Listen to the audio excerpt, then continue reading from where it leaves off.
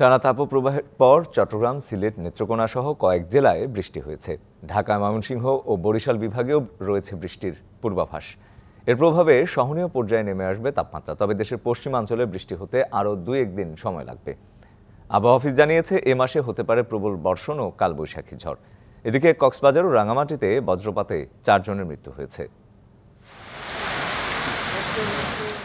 খরতাপে দীর্ঘদিনের দহন শেষে প্রশান্তি বয়ে আনা বৃষ্টি। বৃহস্পতিবার সকালে চট্টগ্রামের আকাশ কালো হয় মেঘে মেঘে। তারপর শুরু হয় বৃষ্টিধারা। রাতেও বৃষ্টি হয় জেলার কয়েক জায়গায়। তবে মৌসুমের প্রথম বৃষ্টিতে জনজীবনে কিছুটা স্বস্তি মিলেছে। বৃষ্টিতে ভিজিয়েছে পার্বত্য জেলা খাগড়াছড়িকেও। বাতাস আর বজ্রপাতের সঙ্গে বৃষ্টি ঝরেছে পৌনে 1 ঘন্টার মতো।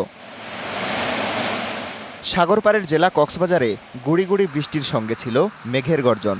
এ সময় দুরন্তপনায় মেতে ওঠে শিশুরা। 1, 2, 3 ঢাকায় জমি জিতে নিন 100% ক্যাশব্যাক সহ 20 কোটি টাকার পুরস্কার।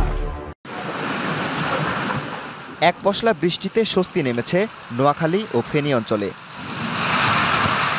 সকালে গুড়ি গুড়ি বৃষ্টির পর সিলেটের আকাশে দেখা যায় রোদ বৃষ্টির লুকোচুরি। সঙ্গে ছিল স্বস্তি এনে দেয়া তুমুল বাতাস। বৃষ্টি হওয়ার কারণে সিলেটের দিনের তাপমাত্রা কিছুটা কম। রাতে দেখা যাচ্ছে ফ্যান বন্ধ করেই ঘুমাই। 1-2 বার করে বৃষ্টি হচ্ছে এবং ঠান্ডা বাতাস এবং খুব শান্তিতে আছি।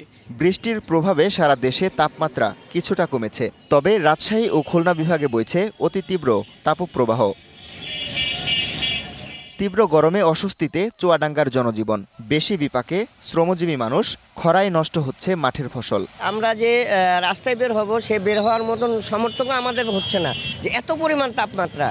উত্তরাঞ্চলের জেলাগুলোর মধ্যে গরমের তীব্রতা সবচেয়ে বেশি রাজশাহীতে। আবহাওয়া অফিস জানিয়েছে, ঢাকা সহ বরিশাল ও ময়মনসিংহ বিভাগের কিছু জায়গায় অস্থায়ীভাবে দমকা হাওয়া ও বৃষ্টি হবে। কিন্তু পশ্চিমাঞ্চলে বৃষ্টি হতে আরও 2-1 দিন সময় লাগবে। মেঘলা আকাশ আছে অনেক জায়গাতে।